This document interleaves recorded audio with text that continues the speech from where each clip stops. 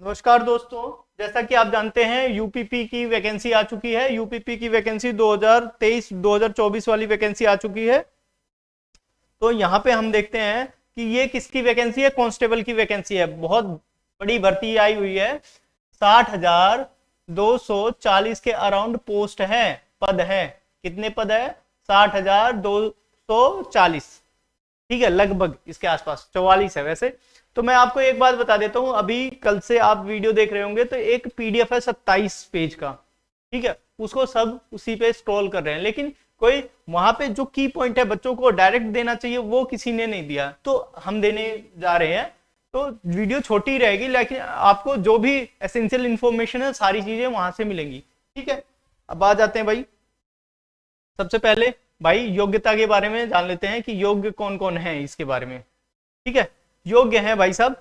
योग्यता 12वीं पास होनी चाहिए, मतलब आपके पास में 10वीं के सर्टिफिकेट होनी चाहिए, 10th क्लास की 10वीं कक्षा की होनी चाहिए, और फिर उसके बाद है 12वीं की सर्टिफिकेट मार्कशीट होनी चाहिए। ठीक है, भारत का निवासी हो, और ओबीसी एससी और एसटी को 5 साल की एज रिलैक्सेशन दे रखी है।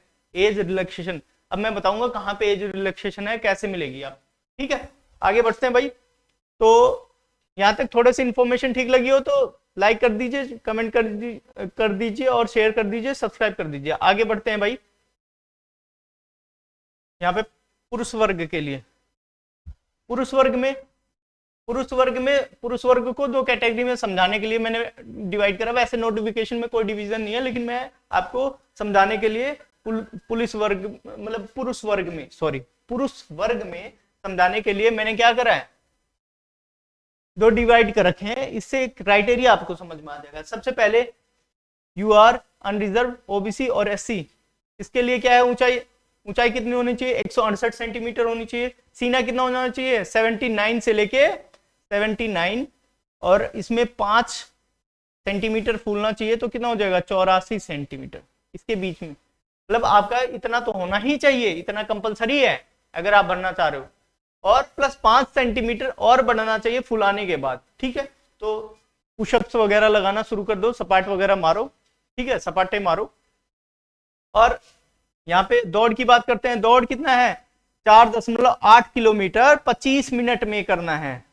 अगर 25 मिनट 1 सेकंड लग जाता है तो आप बाहर हो। 25 मिनट से अंदर में ही करना है, 25 मिनट करना है एट लास्ट इसके अंदर में जो। फिर उसके बाद आयु सीमा है 2 जुलाई 2001 से 1 जुलाई 2005 के बीच का होना चाहिए। ठीक है, 2 जुलाई 2001 से लेके 1 जुलाई 2005 के बीच का होना चाहिए। अल्टीमेट ये क्या कह रहा है, मतलब 18 साल से लेके 24 साल की एज, 24 नहीं 22 साल की एज दे रखी है। 4 साल बच्चों के मिले हैं जो 4 साल के सामान्य वर्ग से आएंगे। 18 से 22 के बीच वाले ही भर सकते हैं। बात समझ में आ रही है? इसके बारे में जो इनके बीच में आते होंगे ना वही भर पाएंगे, बस यही बता रहा हूं मैं। जो इनके बीच में आते होंगे वही भर पाएंगे और कोई भी नहीं भर पाएगा। बात समझ में आ रही? अब एससी पुरुष वर्ग की बात कर रहे थे। एससी और ओबीसी और यूआर यहां पे तो हमने बात कर ली। अब एसटी के बारे में बात करेंगे। किसके बारे में? एसटी के बारे में बात करेंगे। हाइट कितनी होनी चाहिए? 160। हाइट कितनी होनी चाहिए? 160 सेंटीमीटर होनी, 77 होनी चाहिए। 77 सीना होना चाहिए, और उसको फुलाने के बाद 5 और बढ़ा दो तो कितना हो जाएगा? 82 सेंटीमीटर होना चाहिए। ठीक है, और दौड़ के बारे में देख लेते हैं। दौड़ 4.8 किलोमीटर कितने मिनट में? 25 मिनट में होनी चाहिए। और एज समय सीमा सेम है, 2 जुलाई 2/7/2001 के हो, और प्लस उसके बाद ये सामान्य के लिए बताया मैंने, ये सामान्य के लिए है। लेकिन अब अगर आपको एज रिलैक्सेशन, जैसे ये है एससी है, ओबीसी है और एसटी है, इनको 5 साल के, पहले ही स्लाइड में मैंने बता दिया 5 साल की छूट है, 5 ईयर्स छूट है। मतलब ये क्या है कि इनके बीच में हो, लेकिन इनसे 5 साल पहले भी हो तो हो सकता है, इनका फॉर्म भरा जा सकता है और ये जॉब पा सकते हैं।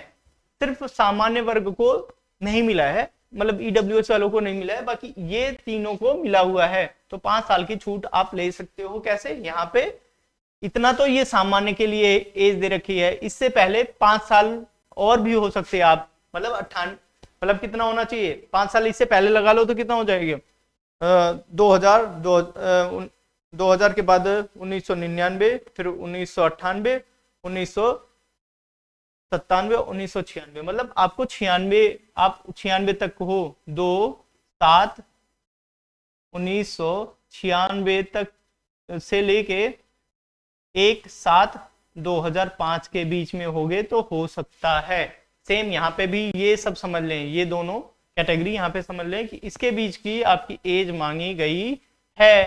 कोई दिक्कत? आगे बढ़ जाते हैं भाई। अब फीमेल के लिए आ जाओ भाई,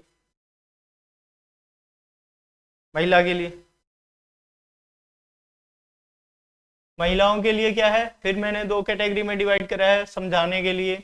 एक तो यूआर, ओबीसी और एससी और एसटी। यहाँ पे रीजन क्या है कि हाइट कितनी होनी चाहिए, यहाँ पे 152 सेंटीमीटर है, यहाँ पे हाइट कितनी होनी चाहिए, 147 सेंटीमीटर है। एसटी की हाइट कितनी होनी चाहिए, 147 सेंटीमीटर होना चाहिए। वजन कितना होना चाहिए, 40 किलोग्राम कम से कम होना चाहिए। यहाँ पे भी वजन कितना होना चाहिए, 40 किलोग्राम कम से कम होना चाहिए। यहाँ पे चेस्ट नहीं नपते, यहाँ पे वजन नपता है।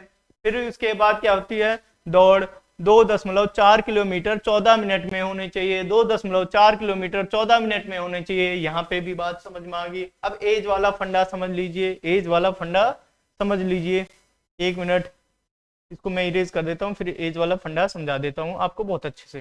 देखो भाई, इसमें क्या कह रहा है, 2 जुलाई 1998 से लेके 1 जुलाई 2005 के बीच में होनी चाहिए। ये किसके लिए है, सामान्य वर्ग के लिए, सामान्य वर्ग के लिए।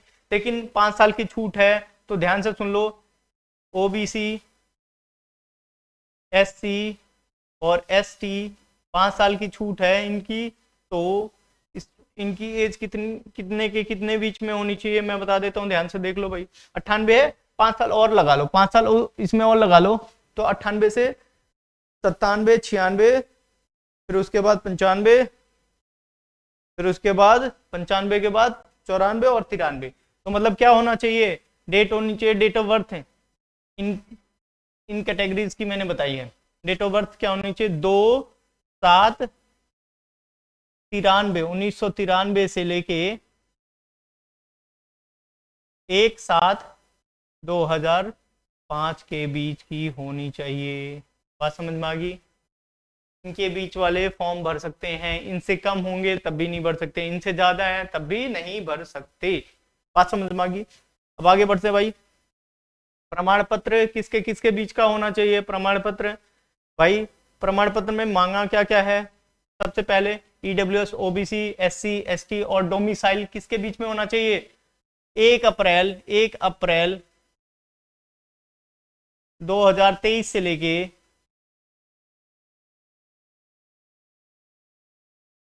16 जनवरी 2024 के बीच की होनी चाहिए। इनसे पहले और इनके बाद वाला एक्सेप्ट नहीं किया जाएगा, आपके फॉर्म कैंसिल हो जाएंगे। बात समझ में आ रही है? तो अगर आपको बात समझ में आ रही है तो भाई चैनल को सब्सक्राइब कर लीजिए, वीडियो को शेयर कीजिए। अभी तक आप वीडियो में बने हैं तो बहुत बहुत धन्यवाद। और चैनल सब्सक्राइब करने से कोई मतलब आपका नुकसान नहीं होता, हमें मोटिवेशन मिलती है। बहुत बहुत धन्यवाद। और अगर नहीं भी किया है तो भाई क्या कह सकते हैं, आप समझदार हो।